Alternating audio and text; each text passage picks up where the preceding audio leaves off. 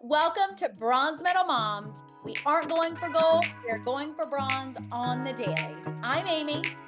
And I'm Amanda, and we are here to remind you that you don't have to be perfect to show up, survive, and even thrive in motherhood. Bronze Medal Moms, I'm Amy. And I'm Amanda, and today we're talking about something that is so bronze medal. It might as well come with its own juice box and travel wipes. Oh man, it's perfect timing too. We are talking traveling with kids. I mean, yes, the good, the bad, the did we seriously forget our toothbrushes again? No joke. I just came back from a 24-hour trip to Dallas, and not one of my kids brought their toothbrushes. Well, It's this so gross. is so right up my alley though, because not only is travel my love language, I have been traveling with Adelaide since she was 3 months old. I am raising a little travel bug. Her first flight was at 3 months, and her first road trip was at 4 months, and it was 19 hours to Ohio. And Oh my gosh. I know. Here's what I love about it though. Right now, today, I could drop girlfriend off curbside down there at George Bush International Airport, and I know that she could check her bag, find the United Club, and get to her gate in time for pre-board. I would never, I would never do that, but um, But she could, and you know that if need be, you'd be like, Adelaide's got this. Don't you worry about that. yeah. And granted, then I'm also over here like, do we need to bring them with us?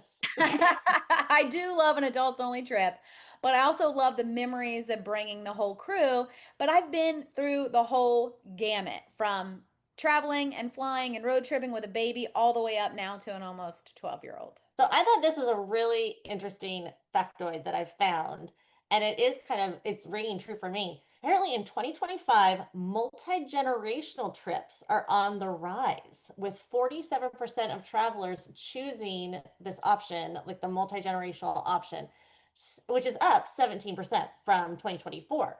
So families are increasingly including extended family members, friends, all that with their travel plans. And it's particularly among millennials and Gen Z, but it's true. Like people are traveling in packs. I love it. So yeah, they're not just bringing the kids, they're bringing the whole crew. Right. I mean, it's like call your bestie and their family, split the VRBO, everybody wins. Yeah.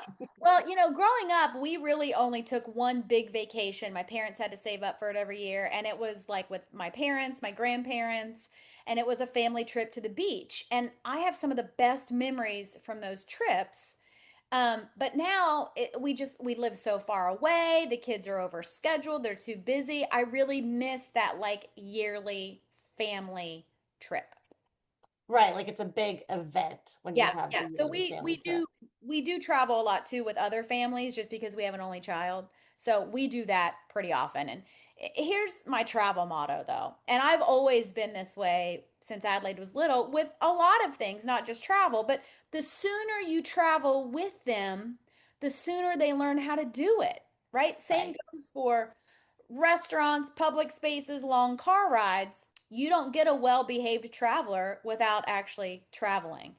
I had a lot of friends who had kids the same age, and we were taking Adelaide out to restaurants before she could even sit up, or when she was in the terrible twos or the terrible threes or whatever they call them. And I had a lot of other friends like, oh, we're not doing that until they're much older and they can like behave themselves. I'm like, yeah, but they're never gonna learn, right? You're gonna all of Right. a And then you've got a bigger, louder one misbehaving. yeah, yeah, yeah. So that's my motto. The sooner, the better. Okay, well, so if we're counting a 3-hour drive as a road trip, then Rue's been doing that since birth. My family lives in Dallas, I'm in Austin, so we drive to Dallas all the time. But our first flight for Rue was she was 10 months and it was a ski trip to Breckenridge.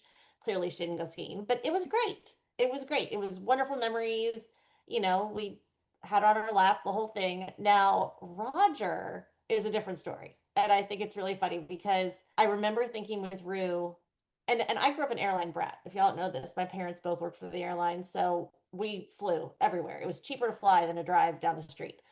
So we flew everywhere we went, and I remember thinking like, oh, well, she's 10 months. That's a good age to start traveling, and she can kind of understand all this stuff. Roger, so I had earned a free trip to Hawaii for me and my husband with with my job, and I was not going to miss this trip. I mean, pregnancy be damned. I was not going to miss this trip. I did get full approval from my doctor because I was like, I don't know if I can even be in the ocean in this state. But Roger was 5 weeks old and on an airplane to Hawaii from Austin to Hawaii. So it's what, 6.5, 7 hours. And honestly, it was the easiest trip ever. I just strapped him to me everywhere I went, whipped the boob out. Like it was nothing. I, It was I so actually I remember easy. that. I remember that trip. It was so great. He was still like a little troll baby. Right. Well, I will tell you, traveling with babies is actually one of the easiest things to do. I actually traveled by myself often with Adelaide as a little baby and flew with her. Um, when she was 3 months old, I was going to fly to Ohio for the holidays. Steve didn't have as much vacation, so he was going to come later. I was going to fly though with a newborn. She was 3 months and our dog. Oh my word. Yeah, and then my mom was like, "Wait a minute, maybe I should fly down and help you so you can be hands-free." So my mom did fly down and help me, but they're so easy. I say that because they're easy. Yeah, It's once they get mobile that things start to get a little bit crazy and can go a little haywire. right, exactly. So, all right, here's what we're doing today. We are breaking down our favorite tips for bronze medal level stress-free-ish travel with kids. Because let's be honest, even the best trips are a little chaotic with the children involved. Yes. So my number one tip is to start early and start often, right? Babies, toddlers, kids on planes, it's not as scary as people think. They're portable. Now, toddlers can get a little bit rowdy, but if they're used to traveling, it gets easier. If they're not used to traveling, then there are some little tips and tricks that you can, have prepared on the plane that we're going to talk about. But can I also give a PSA to all of our listeners out there today? Because Amanda, the one thing, guys, I don't apologize for is my bougie travel. I fly. I mean, But yeah, you tell people like that, like you said, it's your love language. Like you no, are a traveler. You love I mean, it. I flew to Dallas the other day, like instead of driving Just to fly it 4 hours. Although I was Houston, Dallas, it's different. Austin, Dallas is 3 hours. Anything over 3 hours, I'm like, I need to rent like a bus or something. Well, I say that because I travel all the time. I used to sometimes take 2 flights a month, but so I've been on a lot of planes. And this is my PSA to everyone out there, moms, men, women, everyone. Don't be a jerk on an airplane when there is a screaming, crying toddler, baby, infant, Amen. child. Amen. I mean, people turn into assholes. And I'm like, listen, nobody wants that child to stop crying more than the mom. Right. And what is it? There was like a meme or a post about this that it was like, they're the baby. You're the adult and you're whining Yes. and being a jerk. The baby and you can chew gum with your ears popping. The baby's head is literally about to explode. Yeah, well, what I used to do is I'd get really upset and I'd want to say something to the people who were being rude. And I was like, well, that's not helpful, Amy. How can I be helpful? So now what I do is I actually immediately go to the parent who has a kiddo having a little bit of a meltdown and I see how I can help them. And I always travel now, even when I'm by myself and I don't have a kid with me, I always travel with toys and snacks because I have been on the plane where the mom is trying to lug her carry-on and the kid's diaper bag, and the kid is wiggling and she can't even hold all of it. So I've asked, can I take your bags or can I hold your baby while you get settled? And they're like, oh my gosh, yes. Another time, there was a dad who was flying with kiddo, and mom had to stay behind at the airport, and little boy lost his mind because he missed his mommy. So as soon as dad got on the plane, kids having a meltdown, I'm like, look, here's snacks, here's toys, like, however I can help. So that's my Well, PSA. and I think there's a good point with that too. I think, especially as other mothers, we tend to, think like, oh, but I know what to do with this crying baby. The thing to help might not be holding a stranger's baby. Right. The Right. thing to help might be getting their luggage, give it a toy. Like you can offer, and you never know. Like I remember with Rue, I'd be like, oh my gosh, no one's ever gonna. I would never let someone hold my baby. And then with Raleigh, I'm like, I don't know. Can you push the stroller down the street? Like it's fine. Yeah. Yeah, It's I totally always fine. yeah. So like, don't always assume I'm going to take the screaming baby and that's going to help. No, like, what else could I do to help you? Could I like help get your food to you, or could I buy you a drink? Can you send a cocktail back to aisle 27? Do you know I have the funniest story about this? So actually, on our trip, that 10-month-old trip to Breckenridge, um, Chris and I, it was just Chris, me, and Rue. Rue's 10 months old, and we got separated on the flight back. I'll tell why in a little bit, but we got separated on the flight back. And so we both got aisle seats, but I'm like 2 rows ahead of him. And Rue starts fussing, but she starts crying, all that, and I'm kind of bouncing around my knee and helping her out. And I hear Chris turn to the person next to me and goes, ugh, kids on planes, right? I stood up and I go, you are her father. Her whole plane was dying, and I was like, you are ordering me wine right now. Don't even get the glass, just give me the bottle. The whole flight was dying. He was like, I knew that was gonna piss her off. Well, here's my other like start early, start often tip, and this goes with flying, really. Mhm. I know that kids under 2 can sit on your lap for free, and it's a lot cheaper. But once that kid is mobile, don't do it. No, And like if you're listening and you're like, "Wait, I don't get it. That's the dumbest thing, Amy." Well, here is a good illustration to help you understand why. Right now, go grab your like 12 to 24-month-old, go sit on the couch and hold them on your lap and see how long they will sit there and not move. Like, will they sit on your lap on the couch without wiggling for 4 hours?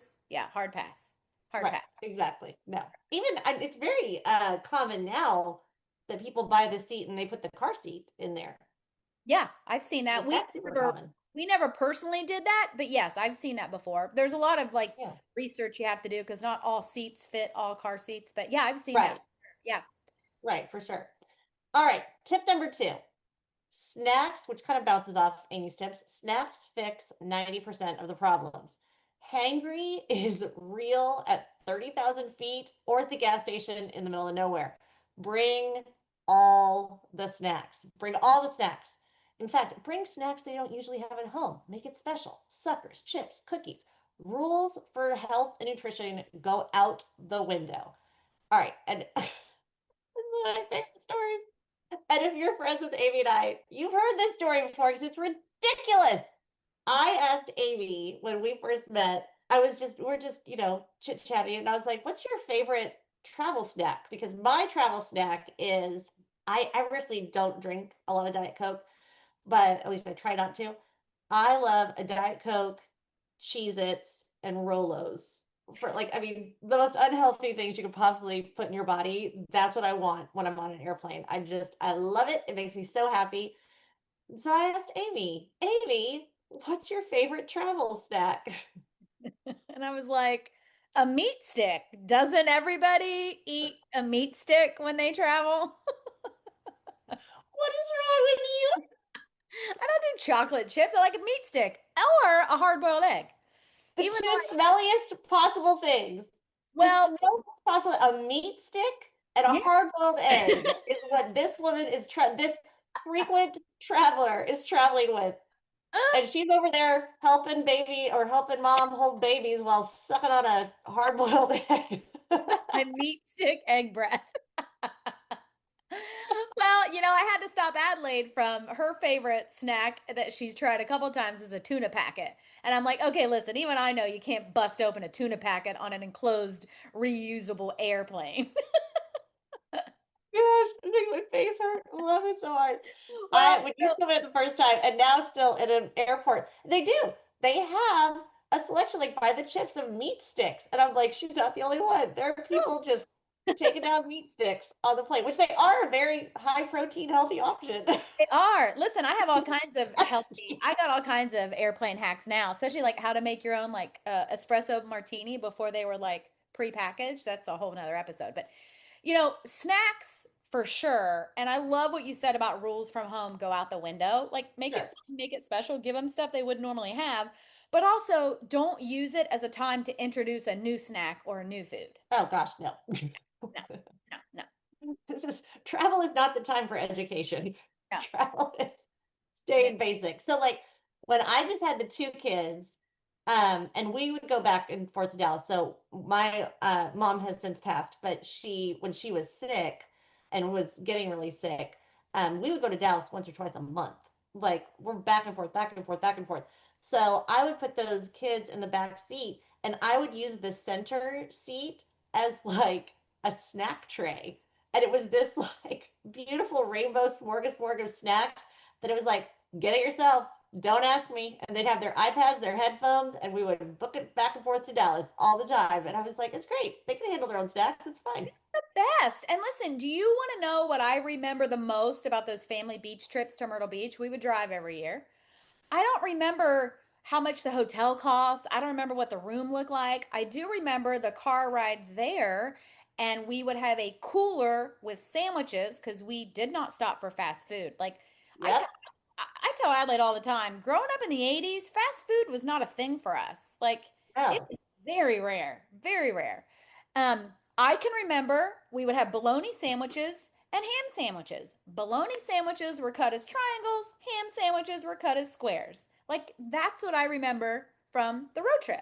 So like it doesn't have Do to you be. know, I remember once, I remember my mom was so excited. I think like Sam's had just become a thing, like it had just come to Plano or something like that. But she was so excited because my sister and I really liked Twix bars and we thought they were so good. But I mean, you don't, I mean, that's a Twix bar. It's like you're not going to have a Twix bar every day. And she had gone to Sam's for this road trip and she had gotten like a pack of like 8 Twix bars and was like, oh my gosh, the girls are going to be so excited. I'm so happy. This is like our special treat for the car. They're going to love it. And she had accidentally bought peanut butter Twix bars instead of caramel ones. And it was like one of my favorite memories of all of us eating it going, what's happening? Yeah, there's a reason And they my don't make mom those. was so upset. And she was so mad. And she was like, dang it, I knew I'd buy the wrong thing. But she's like, you kids are so picky. But it was, you're expecting caramel and you get peanut butter. It's really gross. But yes, like that's one of my favorite memories. And my mom was probably still like, I hated those damn Twix bars. Oh, I'm sure. I'm sure. Well, here's the other tip. Do not over schedule. And Yes. that means like from the moment you're planning to leave in the car or get to the airport, like travel with kids needs to include a pretty good margin, built-in buffer time, and really either say no or just don't set yourself up for anything that requires precision timing unless you're mentally prepared to actually lose your mind. I totally agree. Like, need to be at your destination by 4 p.m. You should probably leave by 4 a.m. to make it easy. Exactly, though. Like time goes out the window when you're traveling with kiddos, and you have to be okay with that and show some grace. Like there's no, we'll be there right at 3 p.m. It's, we'll see in the afternoon or we'll get there sometime this evening. I mean, we're going to get there when we're going to get there. So we had one like, excuse me, this last little trip to Dallas we take. So when we go to Dallas, if any of y'all are ever in Texas and in the Austin, Dallas area, there's a little town, people know it, between Austin and Dallas called Waco.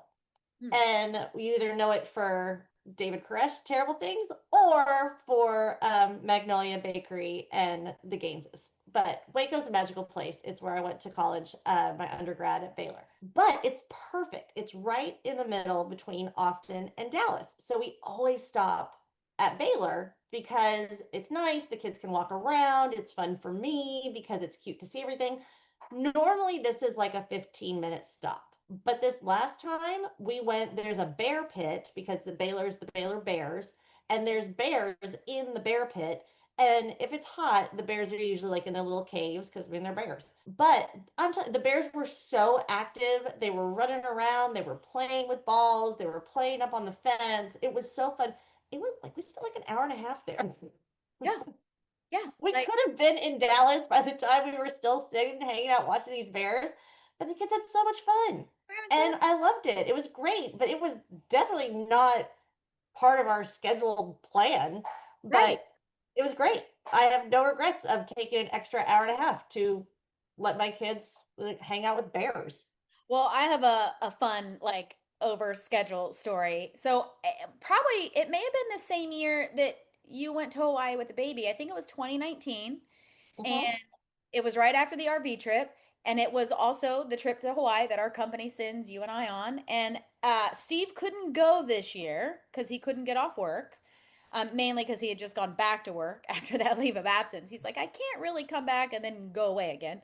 Um, so because the company pays for it, Adelaide and I decided we're going to bring my parents and we're all going to go to Hawaii. But my mom really, really wanted to fly first class because she hadn't done it before and she wanted to fly in the lay down, like the pods. Okay. Oh, yes. So glamorous. So Right. glamorous. Well, from Houston to Hawaii, we don't have those because, like, the flight actually isn't that bad. My parents, though, fly from Ohio. And so if they went from Ohio to Denver, the Denver to Maui flight had the lay down pod. So Adelaide and I were like, okay, we'll meet you in Denver. Then we'll all get on the same flight and we will go from Denver to Hawaii. It'll be a great family vacation. Okay. So Adelaide and I, hey, and by this point, she's 5. She's a seasoned traveler. Like, sister, don't mess Right. around. She knows. She's Right. already got her own gate card pass and, Oh, yeah. you know, She's already got private lounge status, pass. the whole thing. But I never carry on, ever, ever, ever, because I like to be hands free. So I will always check a bag no matter what. For I some, do too. I don't understand people that are so against checking bags. yeah, I'm I like to fine. I be don't want to hands carry stuff. free. I guess that could be a tip too. If you're traveling with kids, don't carry on because you want to be hands free for your kid. Yes. Yes. Well, for some reason that I still don't understand to this day, I let Adelaide carry on a little suitcase, like a little Finding Nemo, little kid suitcase. I don't know why. Maybe it had a bunch of toys in it, and I have no idea, but she talked me into it. And we had about an hour layover. I'm like, that is so much time in Denver. Well, unless your flight gets delayed out of Houston. By the time we landed in Denver, our plane was already supposed to be boarding the Hawaii flight. Okay. Oh my gosh. He got stuck on the tarmac. And there are several other people on the flight with us that are also supposed to be on this flight to Hawaii. So everybody's freaking out. We have already missed takeoff. I am like on it with United. I'm trying to get us rebooked. Adelaide, total meltdown. She's in tears. She is crying. Oh, She no. wants to be with her Mimi and Papa. And then the flight attendant, when we finally get to the gate and they open up the doors, the flight attendant says, hey, everyone on that flight to Hawaii, they're holding the flight for you, but you've got to book it to the gate. Oh, And that's awesome. awesome. But in true, Denver fashion, we're like 2.5 miles away to the next gate. Right. But please Oh, go run this quick oh, marathon to make it to your flight. yes. So because I am not, I let Adelaide carry on this suitcase. I am not hands free. So I am running through the Denver airport, holding her hand because I don't want anyone to take her, dragging this stupid Nemo suitcase and her backpack and my purse. I mean, by the time we get to the new gate, I am sweating. Adelaide is full of snot, red eyes because she's been crying. I start coughing uncontrollably because I need water. We bust onto that plane, and it was one where you enter right in the middle of first class. We bust on. She's crying. I'm sweating. I'm sucking air. And everyone is laying in their little pods. I remember seeing my parents like in their pods with their blankets and their cocktail. And I'm like, oh my gosh, oh my gosh, we made it. We made it.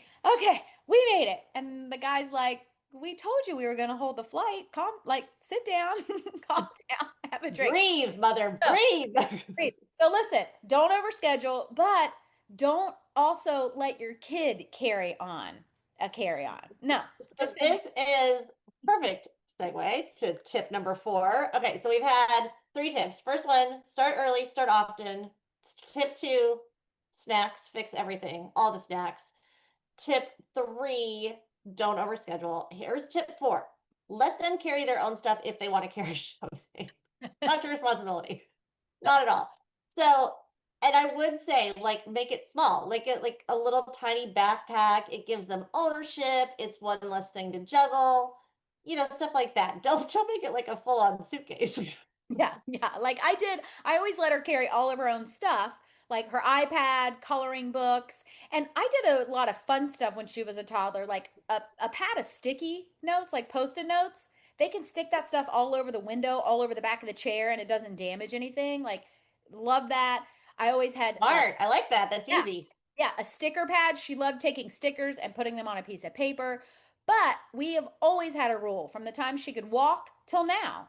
You only pack in your backpack what you can carry. Like if you make it too heavy, we're not carrying it for you. Right, right. You know what my mother-in-law does, which I honestly didn't even understand what she was doing the first time with Ruth. I was like, what the hell is this? Um, if you laminate construction paper, you can take the stickers on and off, any Oh, stickers. that's brilliant. Yeah, Laminate construction paper, you do every color, slap some stickers on there, then you get dry erase markers, you can wipe that off. All you do is laminate it. It's awesome. brilliant. Brilliant. But and then also, have you seen these new rideable luggages for kids that they're like the kid hops on and rides like a horse?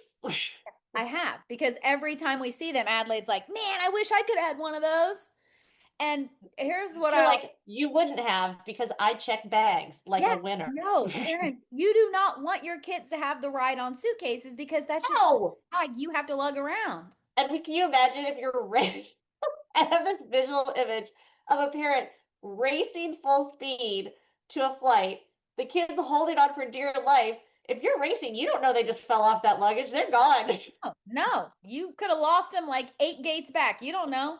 Now, the only ones that I've seen that I may be okay with are the ones that actually are scooters. Have you seen those?